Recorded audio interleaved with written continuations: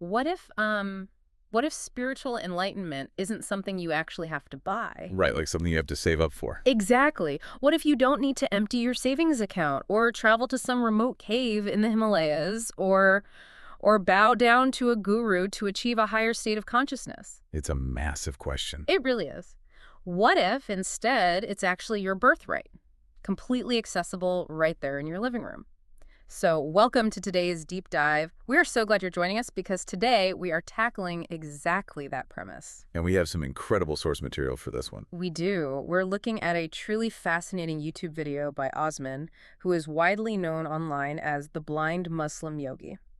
And this is someone with a deeply extensive background. He's a bioenergy healer and an advanced yoga and meditation teacher who has literally been practicing for almost 50 years. Almost half a century. Yeah. And the mission for this deep dive is to really unpack Osman's highly accessible, home-based protocol for spiritual awakening. Because what makes his perspective so incredibly compelling is the way he synthesizes all these diverse philosophies. He hasn't just studied one narrow path. Right, he's pulled from everywhere. Exactly. He spent decades learning from masters across the Far East, the Middle East, Western esoteric traditions, and he even integrates insights from modern scientific communities. Which is so rare. It is. He's taken all of that vast knowledge and distilled it into a simplified 21st century practice, one that is time-efficient, results-oriented, and most importantly, completely free of traditional gatekeepers. Okay, let's unpack this. Because Osman has this fiercely independent philosophy that it challenges the entire wellness and spirituality industry as we know it today. Oh, absolutely. He doesn't hold back. No, he doesn't. He argues quite forcefully that you absolutely do not need a guru, you don't need special spiritual initiations, and you certainly don't need to take restrictive vows to progress spiritually. And he backs that up by pointing out the financial toll of the current landscape. Which is just staggering when you look at the numbers. Like, traditional gurus often push these weekend retreats that cost anywhere from $1,800 to upwards of $6,500. It's basically a luxury commodity at this point. Right. And Osman views these forced dependencies, where you feel like you have to pay to reach the next level, as a form of modern-day slavery. What's fascinating here is Osman's claim about the authenticity of the people running these systems. Yeah. He suggests that up to 99% of the so-called masters looking for disciples are essentially charlatans. 99%, that is a bold claim. It is, but he goes further. He says that even if you happen to find that genuine 1%, the real deals, they almost always suffer from severe tunnel vision. Tunnel vision meaning like they only know their own specific tradition? Precisely. Because they've mastered one specific school of thought, they genuinely believe their singular way is the absolute only way to achieve awakening. Like it's a monopoly on enlightenment. Exactly. They lock you into their framework and dismiss all other paths. But connected this directly back to you, the listener, spirituality shouldn't be hidden behind a paywall. No, it shouldn't. In the information age, it should be something you can achieve safely from the comfort of your own home, completely free of charge. Right. But if we're going to skip the guru and skip the expensive retreats and do this entirely on our own at home, we have to talk about safety. Definitely, safety is paramount. Because there's a very common fear in spiritual circles about adverse or negative kundalini awakenings, where people have severe psychological or physical breakdowns after intense meditation. It's a very real concern. A kundalini awakening is basically a massive release of dormant energy. When that energy suddenly surges upward and the mind and body are forcefully overwhelmed, it can be incredibly destabilizing. But why does the energy get stuck in the first place? Well, it's about physiological balance.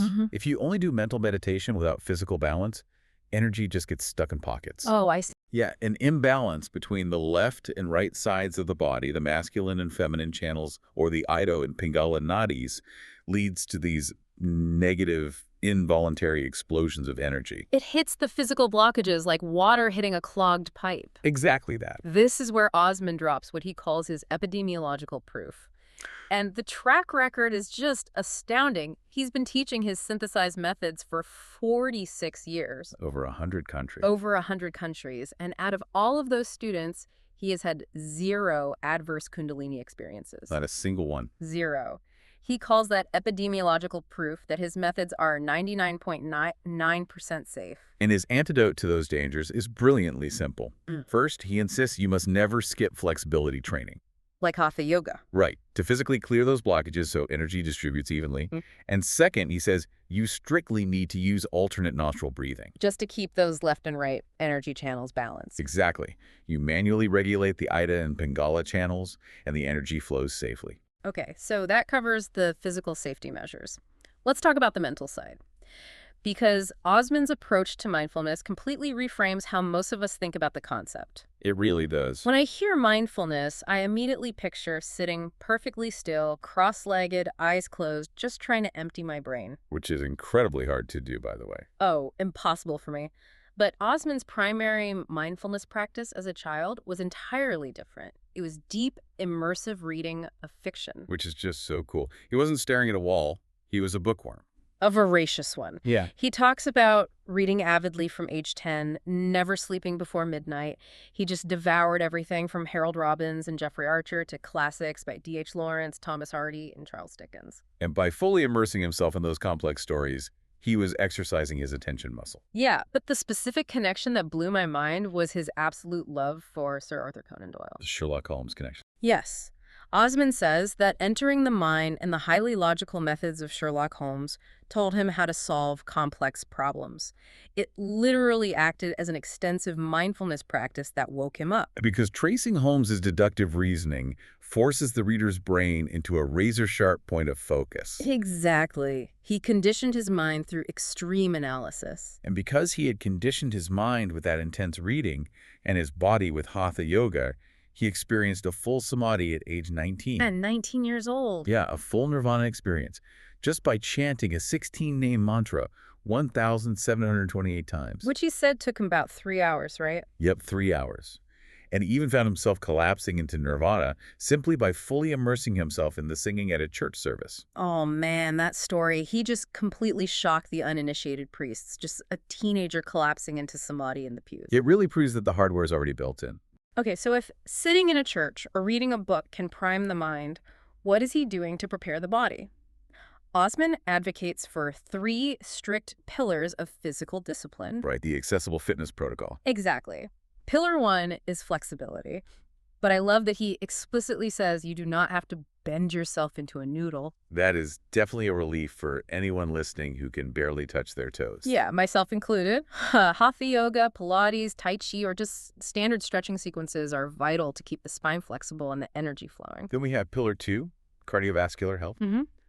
Osman used to jog 5 to 10 kilometers daily, but, and this is great for people short on time, he notes that strength training with highly reduced rest periods, like just 30 seconds between sets, can double as excellent cardiovascular exercise. Which brings us to pillar 3, intense strength training. And I want to be clear, Osman's personal home-based routine is intense. For full body power, he does get this, 5 sets of 200 squats. That's 1,000 squats total. 1,000 squats.